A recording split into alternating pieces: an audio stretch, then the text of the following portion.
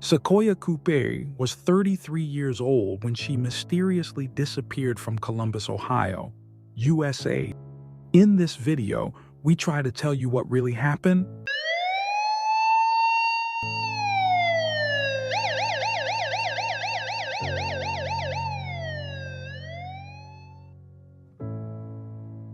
Sacoya grew up in Toledo, Ohio. She was a manager at Popeyes, a fast food chain. Before that, she used to work in a thrift store and later in a McDonald's, where she quickly became a manager. Sacoya is a transgender woman. She hasn't changed her legal name, but according to her loved ones, she stopped using it. Her pronouns are she, her. When she was 9 years old, Sacoya had been adopted after being fostered for some time by a woman named LuAnn Cooper, but it seems like she stayed in contact with her biological mother, Regina Love, as an adult. She also has a brother, James Carswell. One of Sacoya's closest people was Bre Belcher. The two had known each other for 20 years. Belcher said that Sacoya was like a sister to her. At some point, the two women were homeless. Bre moved to Columbus for a fresh start and invited Sacoya to join her. A month after moving in, Sacoya had not only found a job in a thrift store, but also managed to find her own place and moved out. The two lived only 20 minutes away from each other, but Bre quickly moved next door to Sacoya. Recently, however, Sacoya had moved to a house she rented. Living in one was always her dream. Sacoya was in a relationship with a man named Richard Harris, 52. He, like Sacoya, was a fast food manager. The couple owned 2 pit bulls. A day before her disappearance, Sacoya met up with Bre Belcher. The two had a typical barbecue, like they often would. Bre said that she didn't see anything unusual in Sacoya's behavior. At 3 a.m. of the 31st of August, Bre got a call from Sacoya, which she didn't pick up. It didn't surprise her that much. The two worked odd hours.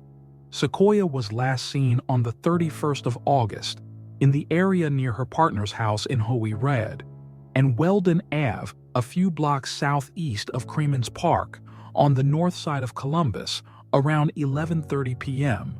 Her car, a 2009 black Ford Fusion, was also missing. Richard said that Sacoya went to the store to get some bottled water and that she got a text message shortly before. The contents weren't given to the public. It's possible that Richard also doesn't know them. It's unclear if Sacoya ever made it to the store. The disappearance was allegedly unlike her. Richard tried to call her, but it appeared that Sacoya's phone had been turned off. Before her disappearance, Sacoya would talk with her loved ones on the phone nearly every day. She was reported missing on the next day. The car she drove had been recovered in the west part of Columbus a few weeks after Sacoya's disappearance, but it was only revealed to the public in February of 2022. It was located using a license plate reader, but when it was found, the plates were replaced with another set. The car had been searched for clues. Evidence had been recovered, but police won't share what it was. Sacoya's social media have been logged into twice since her disappearance, and that her messenger app's icon was green, indicating that she was active. Sacoya's family members and close friends have been searching for her and putting up flyers, looking through any available security footage, and working with Columbus Division of Police to find answers.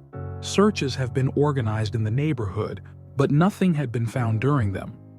An organization called Black Queer and Intersectional Collective, or BQIC, who focuses on issues faced by Black members of the queer community, helped with organizing the searches, during which volunteers went door to door, passed out flyers, and asked for any information about Sacoya. Richard had received a tip about a possible sighting of Sacoya on a gas station, but the security camera recordings proved that it wasn't her. He also got text messages with ransom, in which the alleged kidnappers asked for $7,000 to get Sacoya back, or $500 just to speak to her. Richard turned them over to the police, but they brushed them off as a prank. In September of 2022, it had been announced that FBI had joined the case. There isn't as much info on Sacoya's case as there is in many of my other write-ups about disappearances, so this post is rather short. Nevertheless, I believe that this case is important to highlight. Sacoya is a black transgender woman, which means that she is in a group that's very vulnerable. I think that the message that Sacoya received before she left is the key to solving this case. Her disappearance seems targeted. If it was a suicide or accident, then her car wouldn't drive itself to the place it was found in. It's also unlikely that Sacoya wanted to disappear and start a new life. She had people who loved and supported her and seemed to be doing all right in life, given that she rented an apartment, had a job, seemingly happy relationship, and family life. Sadly, police believes that foul play is involved in Sacoya's disappearance. I think that it's possible that Sacoya met up with someone for some reason, and the store excuse she gave to Richard was just a cover. The main question would be, why did Sacoya meet up with someone? 11:30 p.m. is quite late. It's not known if Sacoya was a drug user or engaged in sex work, which are the main reasons I can come up with to explain why someone would leave house so late only to vanish. I'm not saying it to judge Sacoya in any way or imply that she deserved any harm that happened to her. I am merely thinking about possible scenarios. I can imagine a situation where Sacoya wouldn't want Richard to know about her using drugs or partaking in sex work, hence the cover. It's possible that Sacoya's expenses exceeded the pay she got from her job at Popeyes, hence why she would try to earn extra money through sex work. Many transgender women engage in sex work as they might face difficulties with being hired. Sacoya had recently rented a house, which means her expenses increased. It's possible that Sacoya was a victim of a hate crime, but if so, then I doubt it was a random one.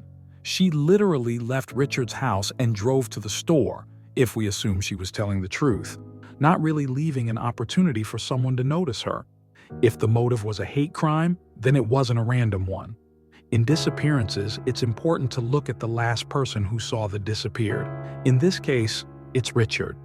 Of course, it's impossible to say for sure with the info we have, but Richard seems to be believable. He's actively involved in looking for Sacoya and seems to be genuinely devastated and concerned about his partner. I think that it's unlikely that he harmed Sacoya. There is a reward of 10. Any info leading to Sacoya's location. Sacoya was 33 years old when she went missing and would be about 36 today. She is 5'5", 65" 165 centimeters, and 145 pounds, 66 kilograms. She is a black transgender woman. Her eyes and hair are brown. When she disappeared, she had brown lemonade braids, large side part, braids swept over one shoulder. She had 2 tattoos, "Go Get the Dollar" on right front thigh and Sacoya on left rear thigh. When she was last seen, Sacoya was wearing a black and white summer dress, black and white baby fat sandals, a silver fossil watch with gold Roman numeral numbers, and a diamond ring. If you have any info on Sacoya's disappearance, contact the Columbus Division of Police at 614-645-4545, case number 210-659-143. And that concludes our coverage of this tragic story. If you found this video informative or thought-provoking, don't forget to subscribe to our channel for more updates on cases like these. We'd love to hear your thoughts in the comments below. Feel free to share this video with your friends and give it a thumbs up if you found it valuable. Thank you for watching.